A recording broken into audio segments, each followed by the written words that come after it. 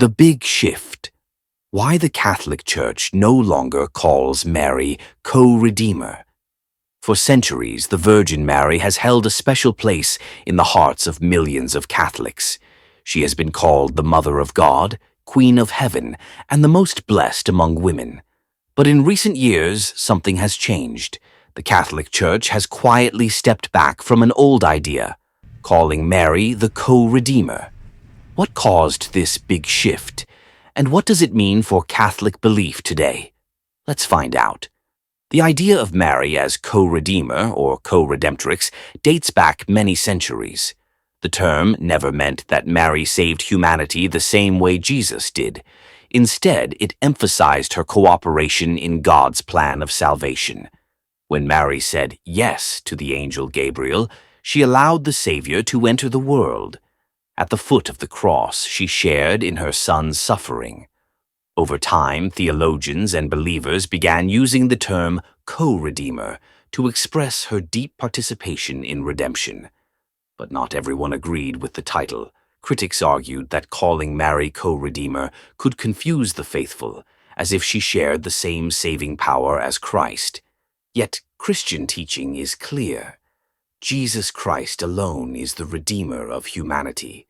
This tension grew during the Second Vatican Council in the 1960s. Instead of defining Mary as co-redeemer, the Council chose to honor her as Mother of the Church. Some popes spoke warmly of Mary's partnership in salvation, but they avoided formalizing the term co-redeemer. Pope John Paul II called her a partner in redemption, emphasizing her cooperation, yet always dependent on Christ's work. When certain Marian groups asked the Vatican to declare her co-redeemer by dogma, the request was declined.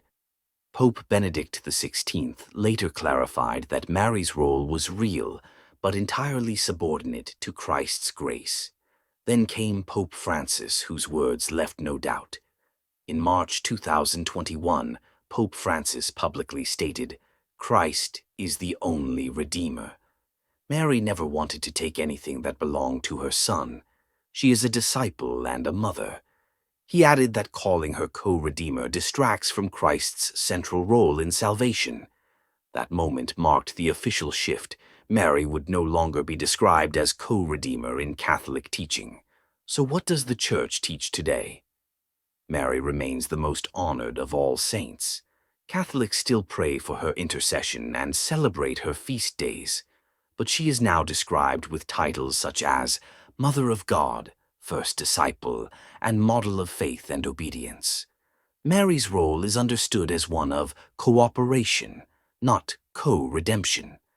She points believers to Christ, not to herself. This change is not about reducing Mary's importance. It is about protecting the heart of Christian theology, that salvation comes from Jesus Christ alone. By clarifying this, the Church hopes to strengthen unity with other Christians, especially Protestants, who have long rejected Marian titles that seem to rival Christ's work. It is also a call to return to the biblical image of Mary, humble, faithful, and always pointing toward her Son. The story of Mary has always been about love, obedience, and faith. Even without the title co-redeemer, her example continues to inspire millions. She reminds us that redemption is God's gift, and our role, like hers, is to say yes to his call. As the Gospel of John says, do whatever he tells you. Thank you for listening. If you enjoyed this exploration of faith and theology, be sure to like, share, and subscribe for more insightful stories about religion and history.